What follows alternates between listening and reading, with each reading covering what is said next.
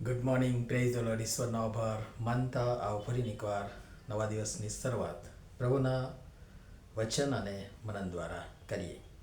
પ્રભુનું વચન કહે છે, ઈસુએ ફરી તેઓને કહ્યું કે જગતનું અજવાળું હું છું.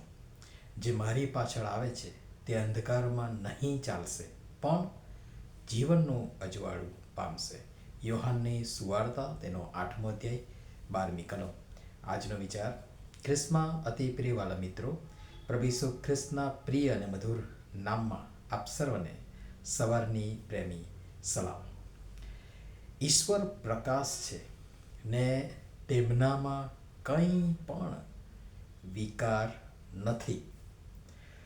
હવે આપણે જો એમ કહીએ કે આપણે એ પરમેશ્વર જે અજવાળું છે, જે પ્રકાશ છે, ને હું તેમનું બાળક કે તેમનું સંતાન છું, અથવા હું એ અજવાળાની પાછળ ચાલું છું, પાછળ જાઉં છું, અથવા તો એ અજવાળાની સંગતમાં છું, પણ બીજી તરફ હું અંધકારમાં ચાલતો હોઉં કે ચાલતી હોઉં, અથવા મારા કામો અંધકારના હોય, મારામાં બીજાઓ પ્રત્યે, મારા સાથી, મિત્ર, ભાઈ, બહેન, બંધુ, સગા સંબંધી, આસપડોશ, સમાજના મંડળીના લોકોની સાથે કંઈક છે, મારામાં એ અન્ય વ્યક્તિઓ પ્રત્યે ઈર્ષા છે, અદેખાઈ છે, જલન છે, ગુસ્સો છે, ખુન્નસ છે, વેરઝેર છે, નુકસાન કરવાની, હાનિ કરવાની, અહિત કરવાની, તોડફોડ કરવાની લાગણી કે વૃત્તિ હોય, તો આપણે જૂઠું બોલીએ છીએ ને સત્ય બોલતા કે સત્યતાથી વળતા નથી.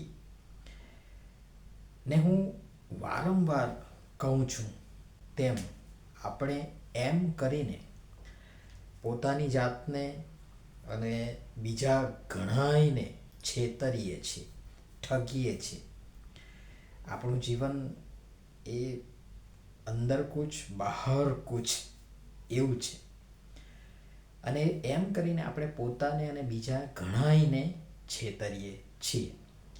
અને સાથે આ આપણી કુટેવ આપણને એમ સમજાવે છે અથવા તો દુષ્પ્રેરણા આપે છે કે આપણે જેમ એકબીજાને, બીજી વ્યક્તિને છેતરી શકીએ છીએ, એમ ઈશ્વરને પણ છેતરી શકીએ છીએ. પણ એ આપણી મૂર્ખામી છે ને તેના માટે આપણને અફસોસ છે. પણ જેમ તે એટલે કે ઈશ્વર પ્રકાશ છે ને આપણે એ પ્રકાશમાં ચાલીએ છીએ, તો આપણને એકબીજાની સાથે સંગત છે. યોહાનનો પહેલો પત્ર તેના પહેલા અધ્યાયમાં આ અંગે બહુ સરસ, ખૂબ સરસ વાત કરવામાં આવી છે, અથવા તો લખવામાં આવ્યું છે. તે જોઈએ.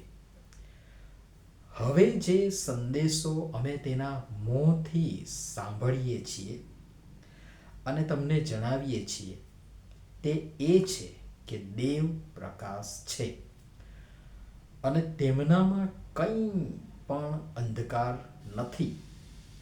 જો આપણે કહીએ કે તેની સાથે આપણી સંગત છે અને અંધકારમાં ચાલીએ, તો આપણે જૂઠું બોલીએ છીએ અને સત્યથી વર્તા નથી. પણ જેમ તે પ્રકાશમાં છે તેમ જો આપણે પ્રકાશમાં ચાલીએ, તો આપણને એકબીજાની સાથે સંગત છે. અને તેના પુત્ર ઈસુનું રક્ત આપણને સઘળા પાપથી શુદ્ધ કરે છે. આપણામાં પાપ નથી એમ જો આપણે કહીએ છીએ, તો આપણે પોતાને ઠગીએ છીએ અને આપણામાં સત્ય નથી. જો આપણે આપણા પાપ કબૂલ કરીએ, તો આપણા પાપ માફ કરવાને તથા આપણને સર્વ અન્યાયથી શુદ્ધ કરવાને તે વિશ્વાસુ તથા ન્યાયી છે. આપણે પાપ કર્યું નથી એવું જો આપણે કહીએ તો આપણે તેને જૂઠો પાડીએ છીએ અને તેનું વચન આપણામાં નથી. યોહાનનો પહેલો પત્ર તેનો 1 અધ્યાય 5-10 કલમ. જે પ્રકાશ અથવા અજવાળું અને અંધકાર અથવા અંધારા વિશે આપણે ઘણા દિવસોથી જોઈ રહ્યા છે અને પ્રભુ પવિત્ર આત્મા એક પછી એક અદ્ભુત વચન અને વિચાર આપી રહ્યા છે. એ જ અનુલક્ષમાં આ પત્રમાંના આ વચનો બંધ બેસતા આવતા બધા જ વચનો અક્ષરશઃ 5-10 લખતા હું પોતાની જાતને રોકી શક્યો નહીં. અસરકારક અને આત્માને ઝંઝોળનાર પ્રભુના વચનોને માટે પ્રભુનો આભાર માનતા આજે અહીં જ થોભીએ અને વચનોના પ્રકાશમાં વિચાર કરતા વધુ આવતીકાલે જોઈશું. પ્રભુ સમજવા આપણ સર્વની સહાય તથા મદદ કરો. નમીએ પ્રાર્થના કરીએ. પ્રેમાળ પિતા, આપના વચનોના